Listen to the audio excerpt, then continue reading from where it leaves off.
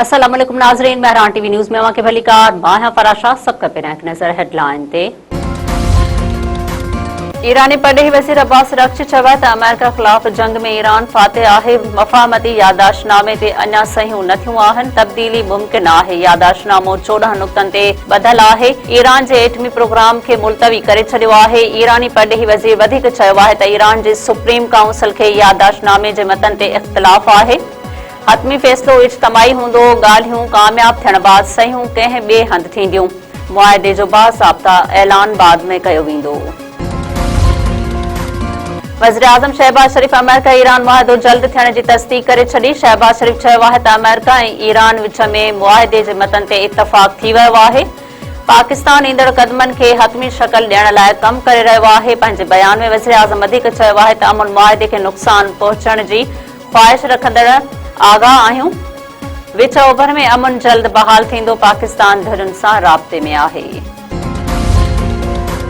Security forces जो उत्तर वज़ीरिस्तान में operation एके दहशतगर्द मारिजी विया। SPR मूजिब सिक्योरिटी फोर्सेस पारां मीरां शाह ऐं भर पासे वारनि इलाइक़नि में ख़ारिजुनि ख़िलाफ़ कार्रवायूं कयूं वयूं। ऑपरेशन में ख़ारिजी ख़ालिद, ख़ारिजी मुफ्तून, ख़ारिजी मूसा, ख़ारिजी इमरान ऐं ॿिया बि मारिजी विया। SPR जो वधीक चवणु आहे त मारिजी वियल ख़ारिजी दहशतगर्दीअ जे केतिरनि ई कार्रवायुनि में मुलविस हुआ। पाक फ़ौज मुल्क मां दहशतगर्दी जे पाड़ पटण लाइ पुरअज़म आहे।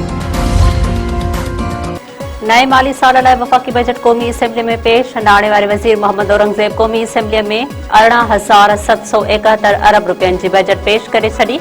सरकारी मुलाज़िमनि जे पघारनि में पेंशन में 7% इज़ाफ़े जी तजवीज़। वफ़ाक़ी तरक़ियाती बजट लाइ 3,675 अरब रुपया मुख़्तस। दिफ़ाई लाइ 3,000 अरब रुपया रखिया विया। नेशनल हाईवे अथॉरिटी जो तरक़ियाती बजट 225 अरब रुपया मुख़्तस। पावर डिवीज़न लाइ 88 अरब रुपया रखिया विया। मुल्क अंदर एमरजेंसी जी सूरत हाल खे मुंहुं ॾियण लाइ 430 अरब रुपया मुख़्तस करण जी तजवीज़। मुख़ालिफ़ धुर जो ऐवान में एहतिजाज। अपोज़िशन मेंबरनि स्पीकर जे डाइस अॻियां बजट जूं कापियूं फाड़े छॾियूं। नारेबाज़ी। वफ़ाक़ी बजट में हैदराबाद सखर मोटरवे जी तामीर लाइ 30 अरब रुपया रखिया विया। कराची जे K4 मनसूबे लाइ 10 अरब ऐं महरान हाईवे जी मरमत लाइ 21 अरब रुपया मुख़्तस। कोयटा कराची शाहराह जे तामीर लाइ 100 अरब रुपया मुख़्तस कया विया। सिंध कोस्टर हाईवे लाइ 25 अरब रुपया रखण जी तजवीज़। PP चेयरमैन बिलावल भुट्टो ज़रदारी चयो आहे त बजट चैलेंजिस जे माहौल में बि पेश कया पिया वञनि। सभ खां वॾो चैलेंज पाकिस्तान जे सिक्योरिटी लिहाज़ खां हुयो।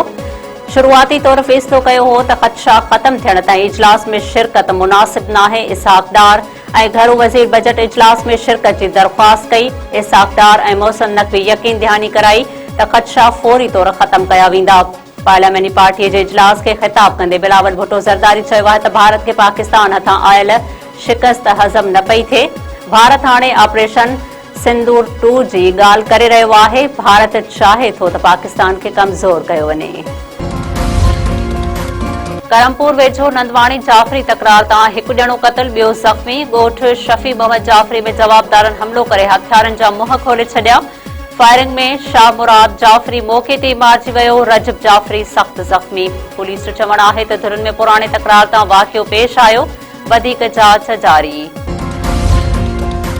दादूअ में नौजवान घरू परेशानियुनि खां तंग अची आपघात करे छॾियो। वर्कशॉप पाड़े में 24 वरनि जे मुबीन बब्बर हाहो खाई ज़िंदगीअ जो अंत आंदो। वारसनि मूजिब नौजवान घरेलू परेशानी सबबि घर जी छित ते चढ़ी पाइप में रओ ॿधी ख़ुदकुशी कई।